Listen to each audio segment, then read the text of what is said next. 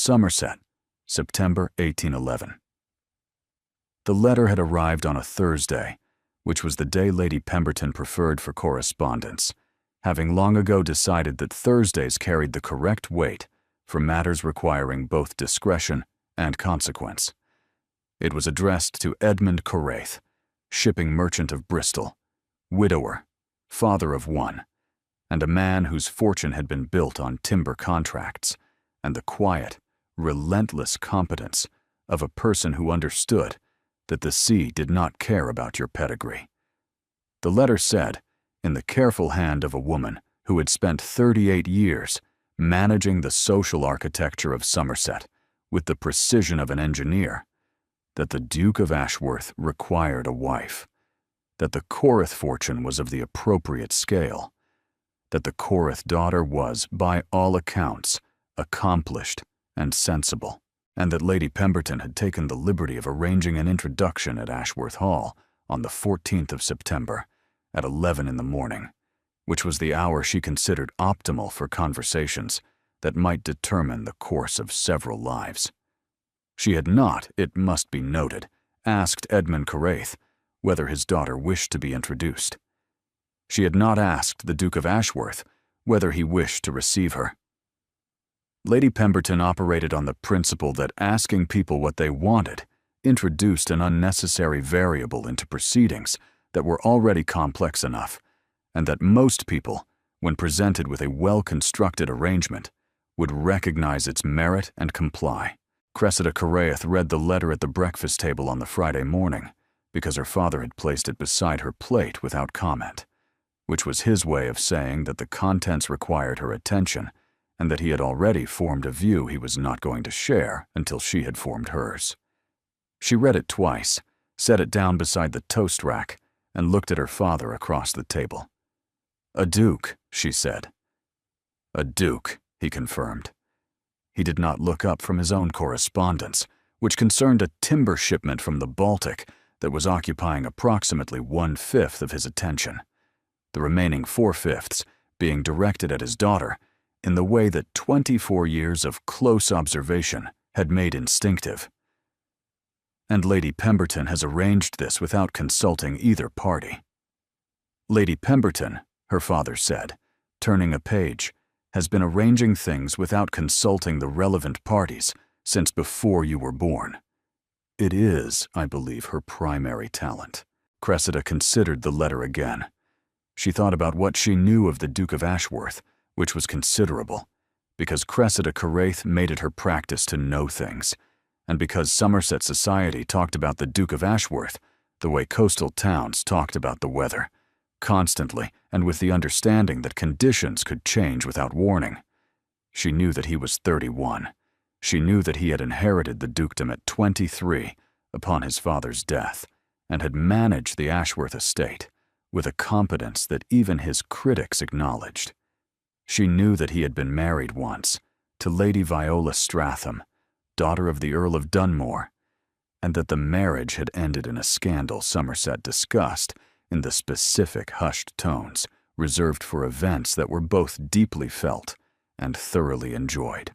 She knew that Lady Viola had left Ashworth Hall under circumstances the county had never fully clarified, and that the Duke had emerged from the experience with a reputation for coldness that Cressida suspected was not coldness at all, but the particular stillness of a man who had learned to keep the weight of things off his face.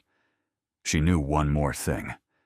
The Ashworth Estate's western holdings, 300 acres of prime Somerset farmland that included the most productive orchards in the county, sat on land that had once belonged to Cressida's mother's family, the Montforts.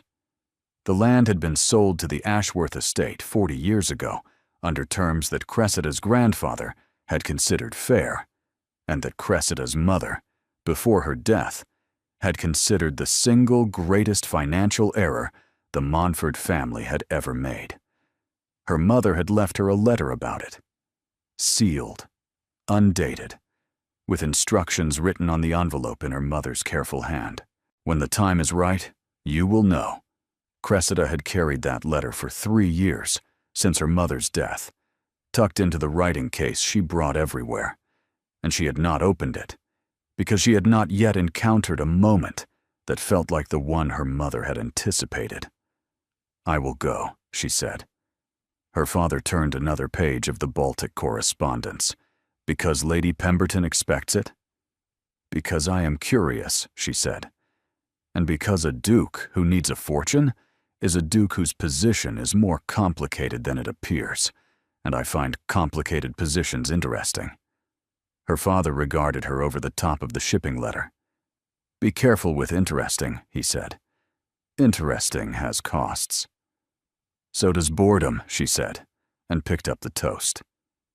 They arrived at Ashworth Hall on the 14th at 10 minutes before 11, because Cressida believed in arriving early enough to read a house before its owner had the chance to present it.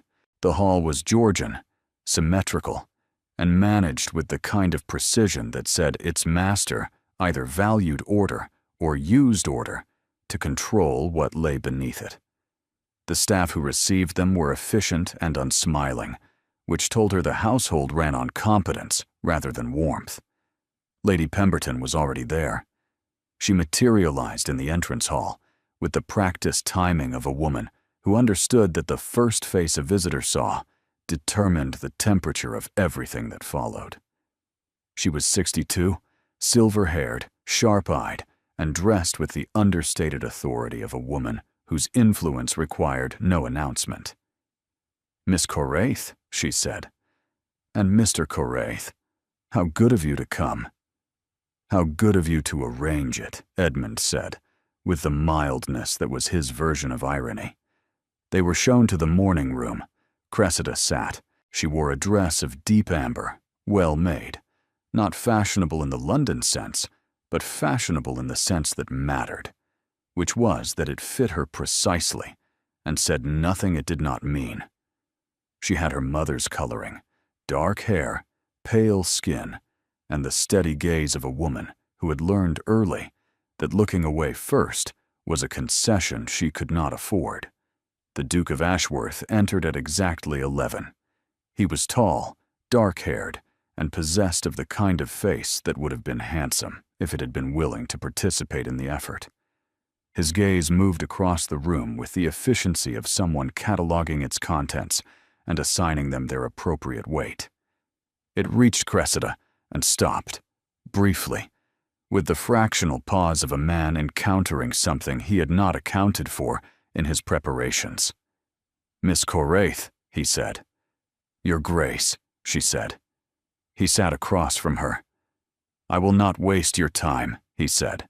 "Lady Pemberton has no doubt explained the general nature of this meeting." "She has explained that you require a wife," Cressida said.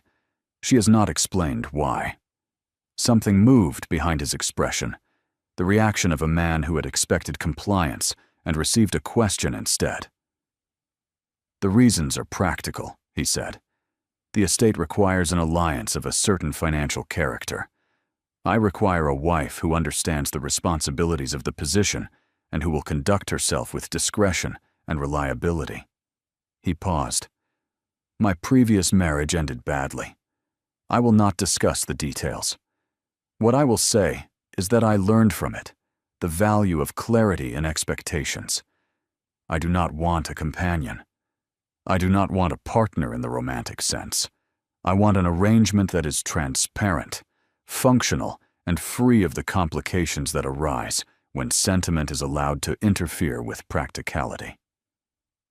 Cressida studied him, the set of his jaw, the way his hands rested on the arms of the chair, with a stillness that was not relaxation, but restraint. The way he had said the word sentiment, as though it were a substance he had been exposed to once and had developed a permanent sensitivity to. She understood, with the clarity she brought to negotiations and numbers and the structure of a person's silences, that he was not describing what he wanted. He was describing what he was afraid of. And the architecture of his fear had the precise dimensions of a woman who had hurt him in ways he had organized into policy and was now presenting as preference.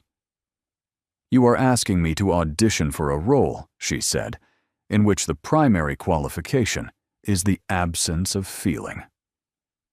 I am asking you to consider an arrangement in which expectations are clear and surprises are few. She thought about the letter in her writing case, the sealed one, her mother's hand on the envelope. She thought about what it meant to sit across from a man who had taken a wound and built a fortress out of the scar tissue and was now interviewing candidates to live inside the fortress under carefully controlled conditions. "And if I do not meet the requirements of the role," she said, "if I prove to be a person rather than a function, what then?" Something in the quality of his stillness shifted, the way a structure shifts when weight is applied to a point it was not designed to bear. "Then you are free to go," he said. His voice was cold and level and carefully emptied of everything that might have made it human. There would be no obligation, no attachment, no consequence. You would simply be free to go. The room was quiet. Lady Pemberton at the window had gone very still. Edmund Carraith was watching his daughter with the calm of a man who knew exactly what was about to happen and was choosing not to intervene. Cressida looked at the Duke of Ashworth. She looked at his careful, controlled, defended face, and she smiled. It was not a warm smile. It was not a cold one.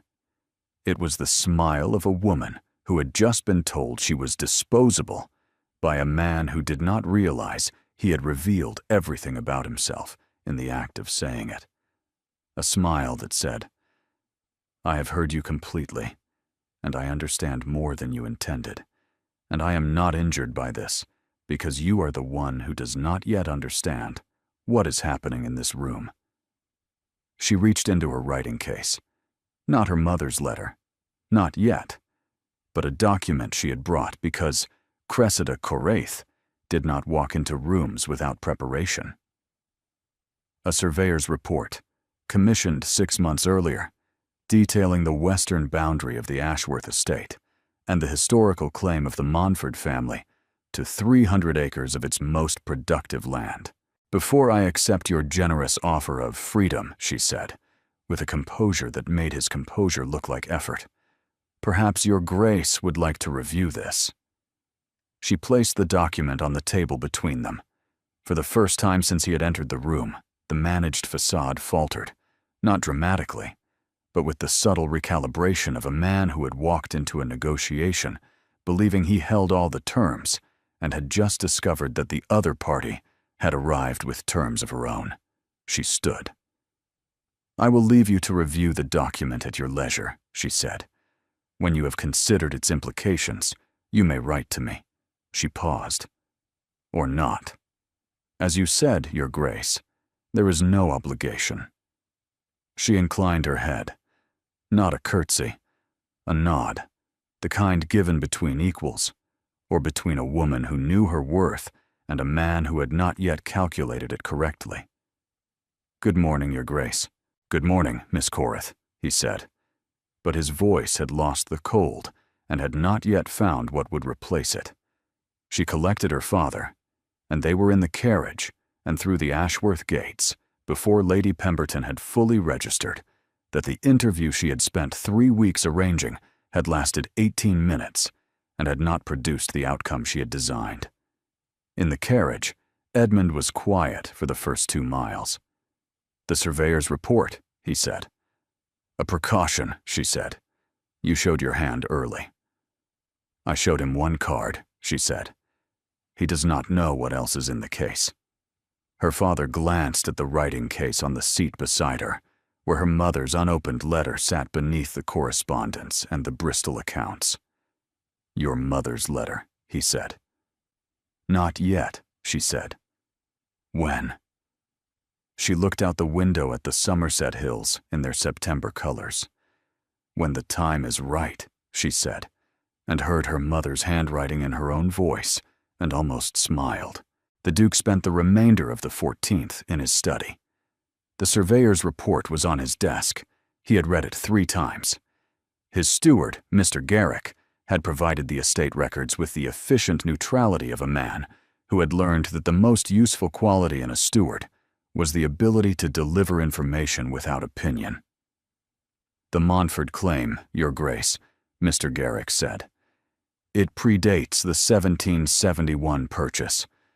The original Montford grant was issued in 1732 under terms that included a reversionary clause.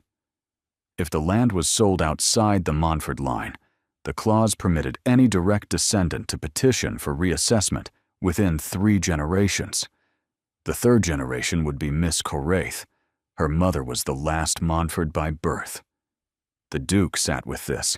He sat with the surveyor's report and the image of a woman in an amber dress who had smiled at him in a way he had not been smiled at in 3 years, and had placed a document on his table with the composure of a person laying down a card in a game she had been preparing for longer than he had known they were playing. He thought about Lady Viola, the forged documents, the solicitor's bills, the 18 months of proceedings that had cost him 1/3 of his sleep and nearly 1/3 of his estate.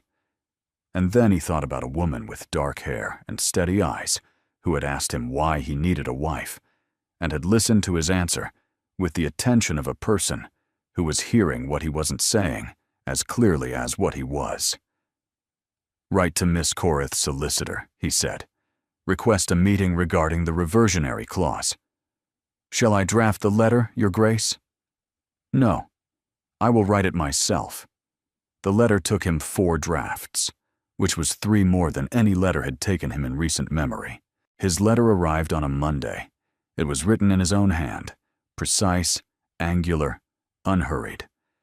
It proposed a meeting at Ashworth Hall on Thursday, next at 2 in the afternoon, and made no reference to the interview, to the morning room, to the words, "free to go." The omission, Cressida decided, was more eloquent than any reference would have been.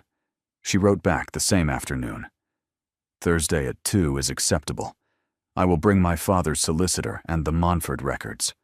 C. Corraith."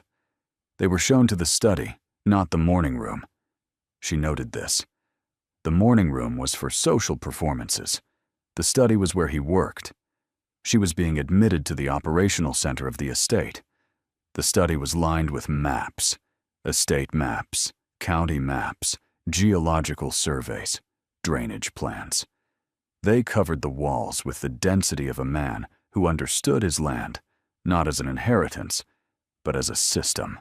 She filed this alongside the broken spines of books she had noticed previously, and the unhurried precision of his handwriting. A man who did not decorate and did not hide. The meeting lasted 3 hours. She had expected competence from the Duke. She had not expected precision. He knew the 1732 records intimately, not as a man who had reviewed them for this occasion, but as someone who knew his estate's history by long occupation and continuous attention.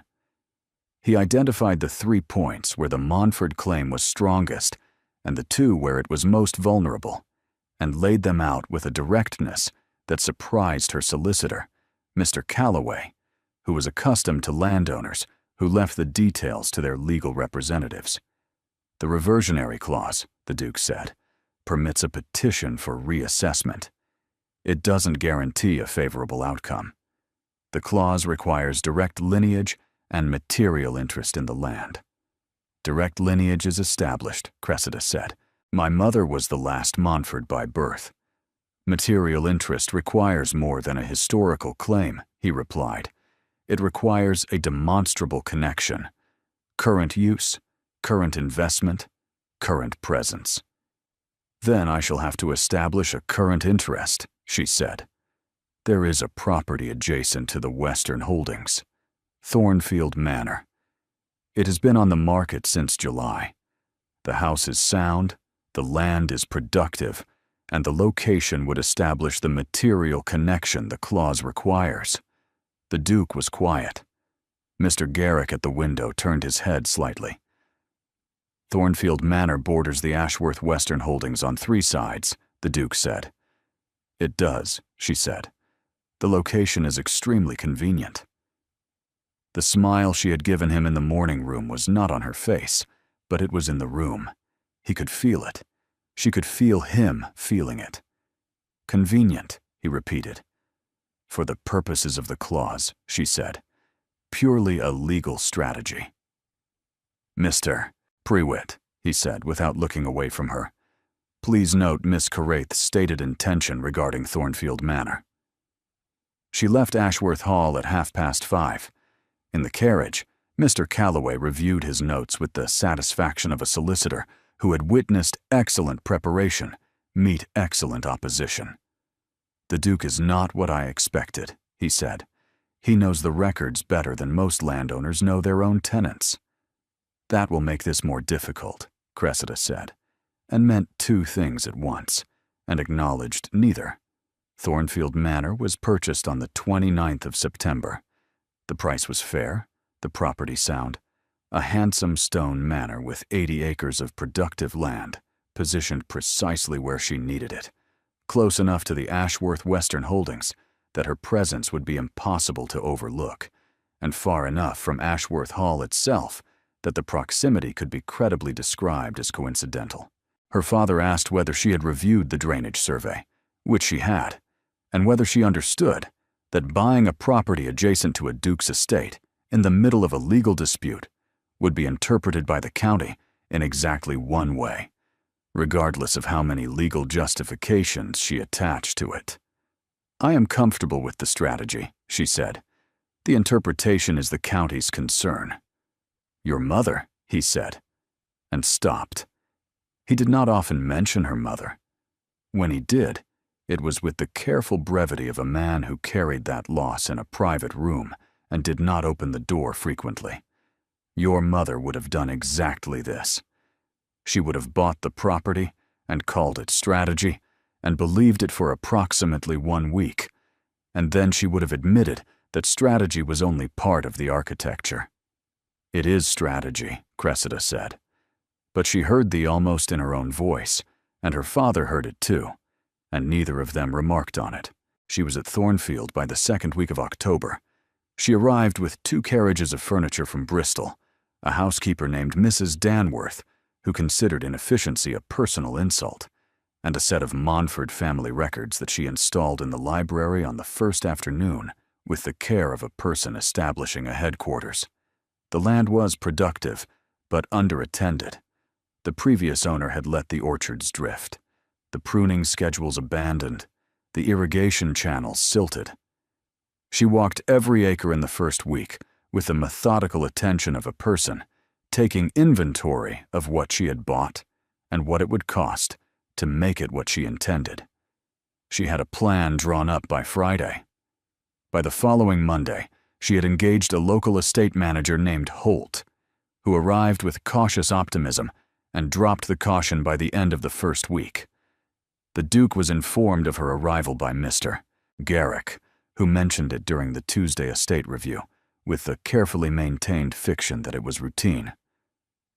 Miss Corrith has taken possession of Thornfield, Your Grace. She has engaged Holt. The irrigation channels are being cleared. She has also commissioned a survey of the orchard boundaries. Another survey, the Duke said. Mr. Garrick said nothing, which was the most eloquent response available to him. The estate review continued. The Duke did not look at the west-facing window again, but Mr. Garrick noted the effort it required. The county dinners began in November. They were at the same dinner twice. The first was at the Thurlow house, where Mrs. Thurlow, a widow of 47 with sharp opinions and warmth she deployed strategically, had seated them at opposite ends of the table. Cressida talked about the orchard restoration with Mr. Fenwick, a local landowner who knew fruit trees, and was aware throughout the conversation that the Duke was listening in the way she had learned to identify, the attention directed at her with a frequency that could not be accounted for by politeness or coincidence. The second dinner was at Ashworth Hall itself, 14 people. Cressida spent 40 minutes with Sir Aldous Cray discussing Somerset water rights, because Sir Aldous was the county's authority on the subject, and the Thornfield irrigation was going to require permissions she did not yet have. The Duke joined the conversation at the 20-minute mark with the seamless timing of a man who had been waiting for the right moment. The three of them talked about water rights and autumn rainfall, And then Sir Aldous was called away by his wife, and it was just the two of them, and the conversation moved without either of them steering it from water rights to orchards to a question he asked about her father's shipping operation. That was the first question he had asked her about anything other than land or law. She answered it. He listened with the unguarded attention she was beginning to recognize as his genuine mode, the one that emerged when he forgot to prevent it. He asked a second question. She thought this is what it sounds like when he is actually curious. She thought, I need to stop cataloging the qualities of his curiosity. At the end of the evening, Lady Pemberton appeared beside her in the entrance hall. My godson, she said, has not watched a woman the way he watches you since Viola. She paused, and he did not watch Viola with that quality. He watched Viola with caution. He watches you with something else entirely. Lady Pemberton, Cressida said, I purchased Thornfield as a legal strategy. Of course you did, Lady Pemberton said. And the orchards you are restoring at considerable personal expense, those are also legal strategy? The orchards establish material interest in the land, as required by the clause. Lady Pemberton smiled with the serenity of a woman who had heard the same explanation 3 times in the past month and had formed her own conclusions. Good evening, Miss Corrith. December brought frost, and the frost brought a problem. The irrigation channels froze and backed water into the lower orchard, threatening the spring crop. She wrote to the Duke on a Tuesday morning because the overflow was crossing onto Ashworth land, and she believed in disclosing problems before they became disputes. He arrived at Thornfield on Wednesday afternoon, in person, on foot. She was in the lower field with Holt when she saw him coming across the western boundary, and she walked to meet him at the property line without pretending she had been doing anything other than actual work. I thought a look at the damage would be more practical than correspondence, he said. They walked the grounds together in the December cold. She showed him where the ice had formed, where the water had backed, where the original design had failed. He asked 2 questions that confirmed he understood the problem, and one that surprised her. If the inlet were moved here, he said, pointing to the survey map, the gradient would clear the ice before it reached the root systems. That was Holt's conclusion, she said. The work will require access across the Ashworth boundary lane. I intended to send a formal request through Mr. Garrick, she said. Send it to me, he said. She studied him. His breath was visible in the December air, and his coat was practical rather than fashionable, and he was standing in her field in the cold because she had written about ice damage, and he had come himself. You came in person, she said. A steward would have sufficed. He held her gaze. You addressed your letter to me, he said. I took that to mean the matter warranted a direct response. It did. They walked back to the house. She offered tea. He accepted, which was the first time he had accepted anything at Thornfield. They sat in the library for 40 minutes and talked about irrigation, and then about the county road tax, and then about a book on orchard management she had on the shelf that he had also read, and neither of them mentioned the morning room or the words free to go, and the afternoon was something that resisted easy categorization, and that neither of them attempted to categorize. The winter months passed in the particular rhythm of a county that noticed everything and discussed most of it. January brought 2 more dinners, and a hard frost that tested the temporary repairs she had made to the irrigation channels. She spent the month in the Thornfield Library with Holt and the Montford records, mapping the full extent of the historical claim and building a file that grew thicker by the week. She also spent the month not thinking about the Duke of Ashworth, which required a degree of discipline she found instructive, because the effort itself told her something she was not yet willing to examine directly. February brought a letter from his solicitor, proposing terms for the boundary access, which were generous and which Cressida accepted without negotiation, because the terms were fair, and because negotiating them would have manufactured a dispute where none existed. She received a second letter that month, not from the solicitor, but from the Duke himself, brief and direct, inquiring whether the temporary channel repairs had held through the January frost. She wrote back that they had, and that the permanent work would begin in March. His reply arrived the following day. It said, "Good." The one-word note should not have occupied as much of her attention as it did. She put it in the desk drawer with the other letters and returned to the Montfort records, and did not examine why she was keeping a file of correspondence from a man she was ostensibly in a legal dispute with. The spring assembly at the Thurlow House was the first large gathering of the new year. 50 people, the full county.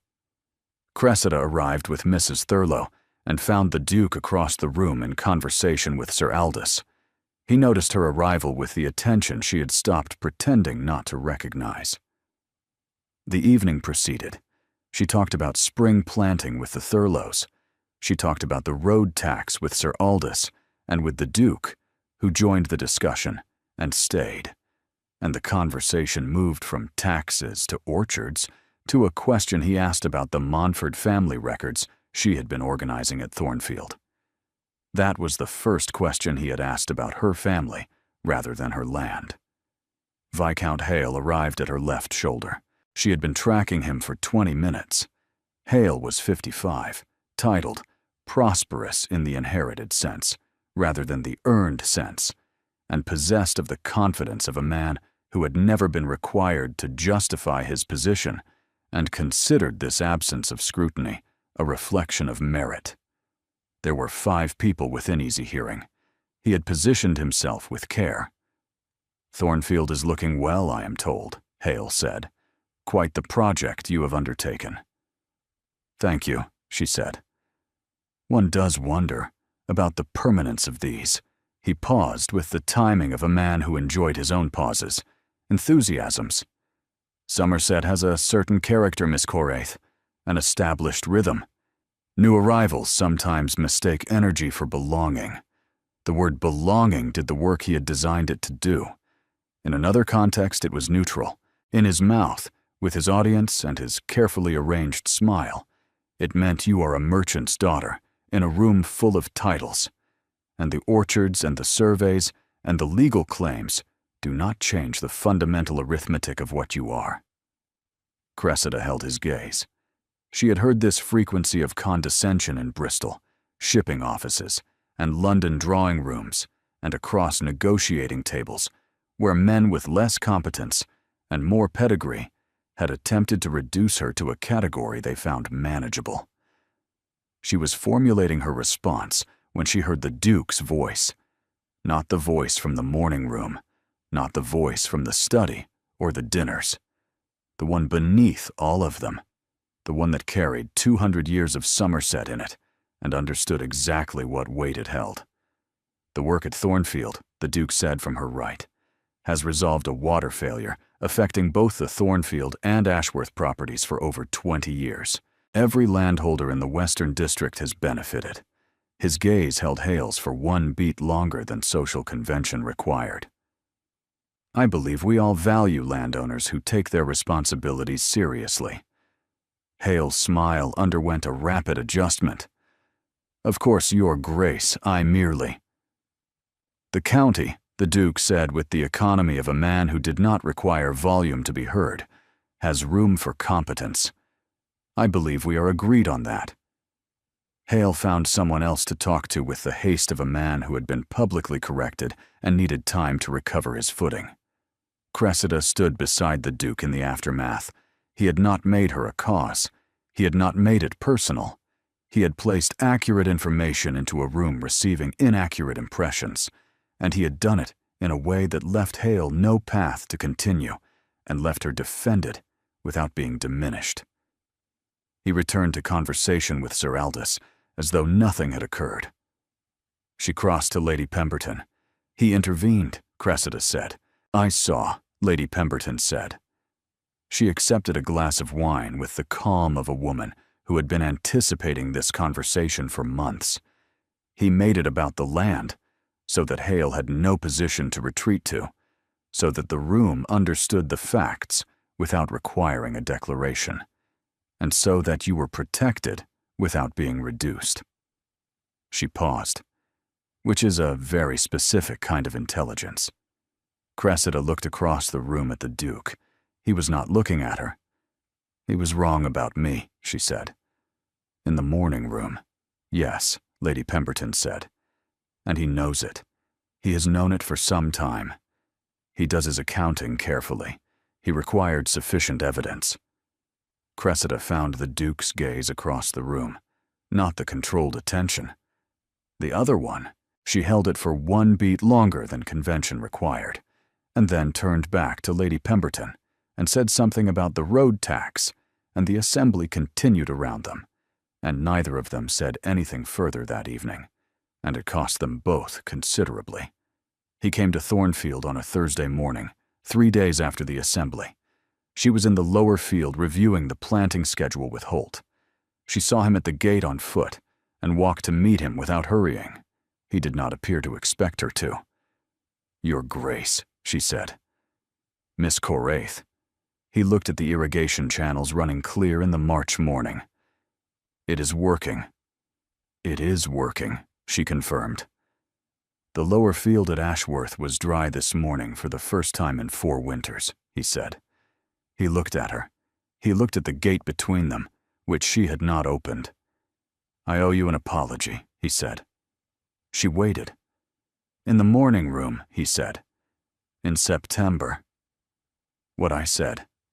Free to go, as though you were an applicant who had failed to meet a specification. As though the terms were mine to set, and the only question was whether you would comply with them." He was looking at the gatepost, which was the only indication that this was costing him something. "I came to that meeting with a position formed before I entered the room," he said. "A position that had nothing to do with you and everything to do with your first wife," she said. "I understood in the morning room," she said. "That is why I smiled. Not because you insulted me, though you did, but because I understood that you were not seeing me. You were managing a history. You were building a wall with the dimensions of the damage she had done, and you were interviewing women to stand on the other side of it and call it a marriage." He was quiet for a long moment. "Yes," he said. "I am not Viola," she said. "I am not a correction for what Viola did. I am not a woman who forges documents or deceives or dismantles things from the inside. But I am also not a woman who will accept being auditioned for trustworthiness, as though trust is something I should be grateful to receive, rather than something I have already earned." The face before her had nothing managed in it, nothing controlled. It was the face of a man who had spent 3 years building a structure out of his own damage, and was hearing it described with a precision he had not been able to achieve himself. "I know," he said. "I have known it since December. You are not a safer version of anything," he said. "You are the most inconvenient development in the entire history of managing this estate. And I mean that as a full accounting of my situation. You defended me at the assembly," she said. "Hale was." "You defended me," she said, before Hale finished his sentence. "Yes." "Why?" "Because he was wrong," he said, "and I was the person in that room most obligated to say so, given that I had been wrong about the same things in September and had taken considerably longer to recognize it." He paused. "And because you had already made the case better than anyone in that room could have, I wanted that on the record." She opened the gate. "Come in," she said. "The grounds are worth seeing properly, and I believe I owe you tea." He came through the gate. He fell into step beside her on the path toward the house. The March morning was clear, and the channels were running clean, and nothing had been said that resolved everything, and everything had been said that needed saying first. The tea was in the Thornfield library. She had chosen the library because it was where she worked, and because she was not going to arrange a drawing room for him, as though this were a social call. It wasn't a social call. It was a man who had come through a gate she had opened. Mrs. Danworth brought the tea and left. Cressida poured and sat back in her chair. He looked at the books, the desk covered in estate plans and orchard surveys and Montford records, and a letter from her father's Bristol solicitor. He looked at all of it with the attention of a man reading a room and understanding what it said about the person who lived in it. "You work here," he said, "every morning. The drawing room is for callers," she said. "The library is for work." She paused. "You are not a caller." He drank his tea. She felt the weight of what she had just said and did not retract it. "I want to say something about the morning room," she said. He waited. "I understood what you were doing," she said. "I understood it the moment you said it, that you were not describing me. You were describing what you needed after what you had been through." I did not smile because I was amused. I smiled because I understood that arguing with you would have required you to defend a position you held for reasons neither of us were ready to discuss. The smile was the only honest response. He was quiet. "It was the most disorienting thing anyone has done in my presence in 3 years," he said. "I thought about it for a week." "What did you conclude?" "That I had managed the interview very badly," he said, "and that you had managed it exceptionally well, and that the woman who smiled like that was not a woman who would simply be free to go. She was a woman who would go exactly when and where and how she chose, and the freedom was hers regardless of whether I offered it." He paused. "That was not the quality I had advertised for." "No," she said. "It was a better one." "Soren," she said. He stilled. She had not used his name before. She had used his title, and Your Grace, and the space where his name would go. And now the name itself was in the Thornfield Library, and neither of them could take it back. "Yes," he said. "I bought this property because of you," she said. "Not entirely. The land is sound, and the legal strategy is real. But I bought it, knowing it bordered yours, and I told myself it was about the clause, and I almost believed it for approximately 2 weeks. I was angry," she said, "and I wanted you to see me. Not the fortune and the father and the category you had assigned me before I had said 10 words. I thought if I were your neighbor, if I were standing in your grounds quoting your own estate records back to you, you would have to see me eventually." "That was not a measured strategy," she said. "It was an effective one," he said. "It resulted in you being here, in this library, having this conversation." He paused. "I consider the investment sound." He stood. He came around the desk and stood before her chair, and she stood, because this was not a conversation for sitting, and they were close in the library, with the March morning light coming through the south windows and the survey maps between them and 6 months of boundary disputes behind them. "I was wrong about you," he said. "In September, I was wrong before I met you, and wrong during the meeting, and I am asking." He stopped. "I am asking whether I am too late." She reached into her writing case. She removed the envelope, her mother's letter, the one she had carried for 3 years with the instruction written on the outside. "When the time is right, you will know." She opened it. He watched her read it. She read it once, quickly. She read it again, slowly. Her eyes changed, not dramatically. The way light changes when a cloud moves, the same landscape seen differently. The letter contained 2 things. The first was a deed. Not to the 300 acres, but to something smaller and older. A deed to the original Montford cottage at the center of the disputed Western holdings. A cottage excluded from the 1771 sale by a clause so minor that no surveyor in 79 years had noticed it. A cottage that still belonged, by unbroken legal title, to the Montford line, to Cressida. The second thing was a message, I kept this from everyone, including your father, because I wanted you to have it when you were ready, not when it was convenient. The cottage is yours. The land around it will follow, or it will not. But the cottage gives you standing. Use it when you find the person worth standing next to. I trust your judgment. I always have. With love that does not require an envelope, your mother. Cressida looked up from the letter. She held the deed and her mother's last act of faith in her judgment, and she said, "You are not too late." He took her hand. The one holding the letter. He held it with the deliberate grip of a man who understood that what he was holding was not just a hand, but a decision and a history and the accumulated weight of 6 months of evidence that had dismantled every position he had built. He kissed her. It wasn't tentative.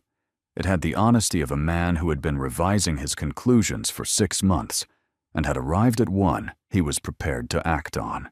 She kissed him back with the same precision she brought to contracts and every true thing she had ever decided. And the library was warm, and the March morning was outside, and the letter was still in her hand, and none of it required any further management. When they separated, she kept her hand in his. "The cottage deed changes the legal position," she said. "My solicitor will need to review the implications." "Are we conducting a legal review?" he said. "Or are we establishing that you have just kissed me and immediately returned to property law?" The corner of her mouth did the thing it did when she was preventing a smile, which he had noticed many times and was now permitted to acknowledge. "I am establishing that the practical matters are in order before addressing the impractical ones," she said. "And are they in order?" "They are entirely in order," she said. "You are going to be very difficult to live with," he said. "Is that an observation or a complaint?" "It is a preliminary finding," he said, "subject to further evidence. I find preliminary findings useful before major commitments," she said. He took her hand. Cressida. Her name, the specific, irreplaceable sound of it. "Soren," she said, and this time it meant everything she had not said since September. They were engaged by the 2nd week of April. He asked in the Thornfield Library on a Wednesday morning, and she said yes, and they regarded each other for a moment with the slightly bewildered formality of two people who had arrived at tenderness through property law and were not entirely sure of the protocol.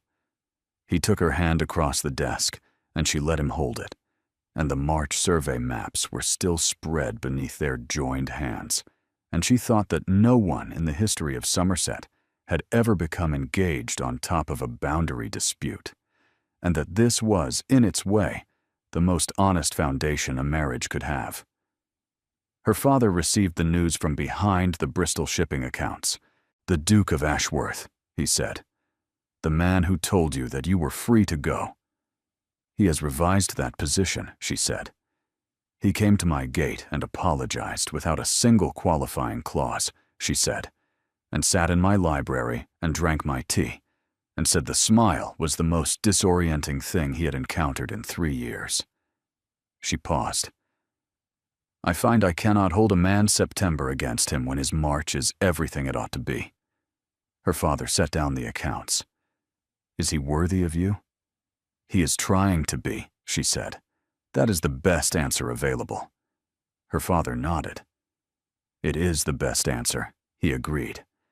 He picked up the accounts, put them down again, and looked at her, with the attention of a man who had been watching this particular person for 24 years and had never once underestimated what he saw.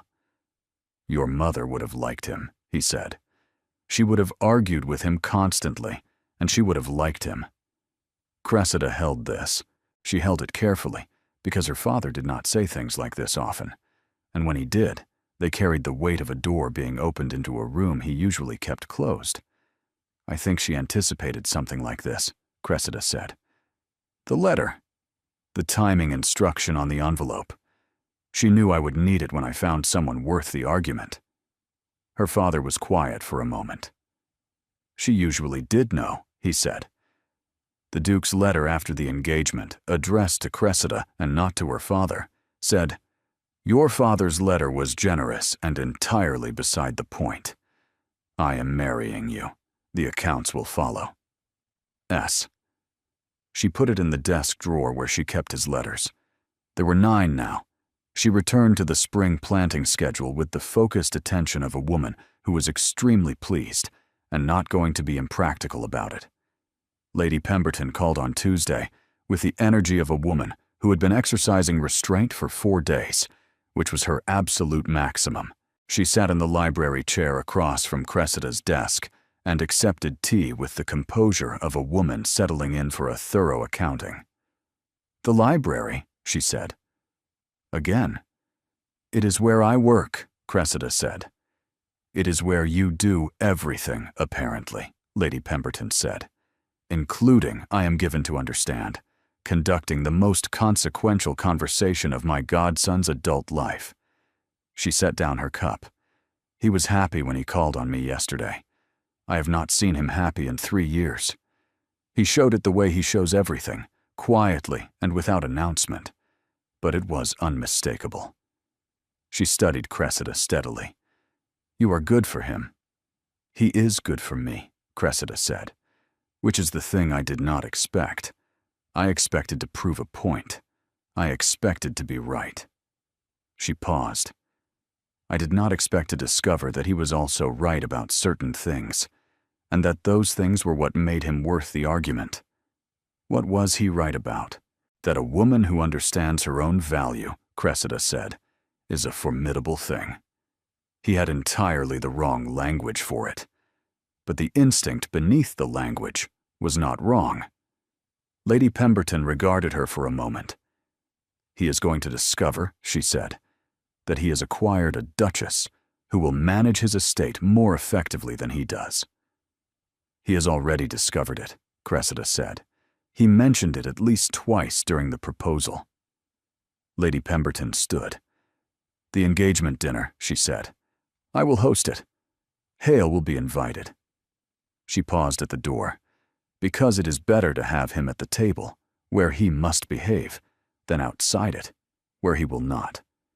And because watching Viscount Hale congratulate you on your engagement to the Duke of Ashworth will be among the more satisfying things I have witnessed in recent memory." Cressida considered this. "I find I am not above enjoying that either," she said. They were married in June at the church in the village between the Ashworth and Thornfield estates. She wore the deep amber again. No one was surprised. She walked in on her father's arm and thought about the morning room in September and the smile she had given the Duke on her way out of his life. She thought about all the versions of the smile. "The first, in the morning room, I understand more than you intended, and I am choosing to leave.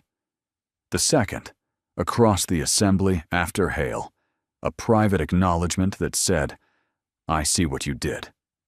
The third, in the library the day he came through the gate, when she had not smiled at all, the deliberate absence, which said, 'I am no longer performing for you.' She had thought about the fourth version. She had decided sometime in April that it would not be a smile at all. She reached the front of the church. Soren stood there with nothing of September in his face, nothing of the morning room, nothing of the man who had organized his grief into a policy. Just him, entirely present, looking at the woman who had bought the estate next door and argued the boundary and fixed the water system and been right about everything and had chosen him anyway. She did not smile. She took his hand.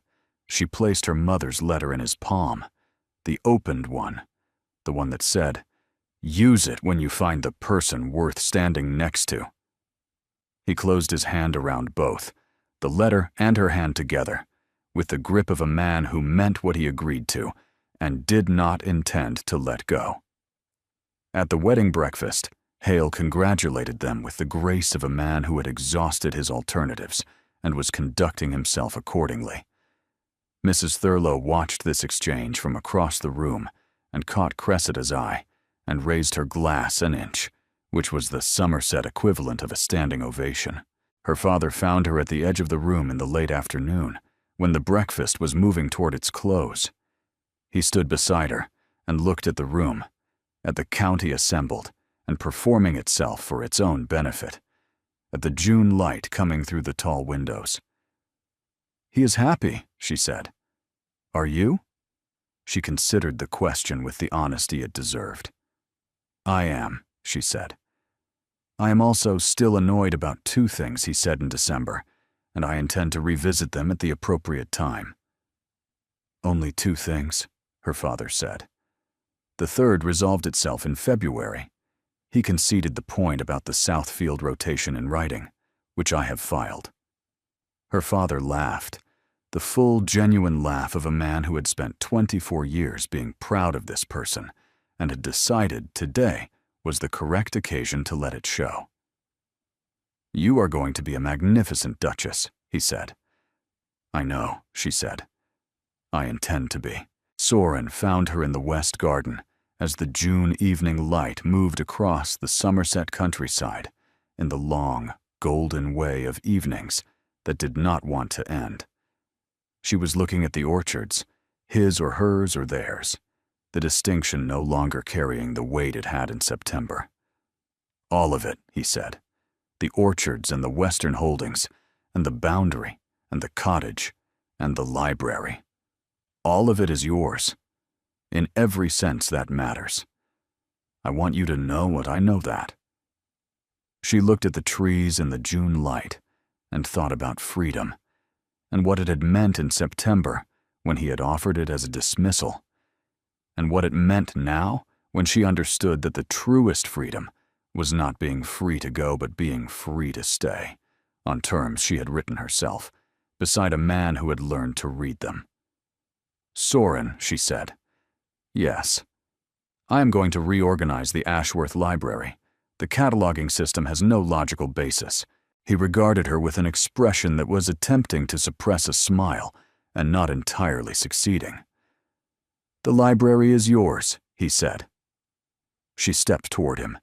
He met her in the middle of the West Garden, between the orchard rows and the long June light, and the Ashworth chimneys behind them, and the Thornfield chimneys visible in the other direction. 2 estates on either side of a boundary they had disputed and agreed on, and were now in every sense beyond.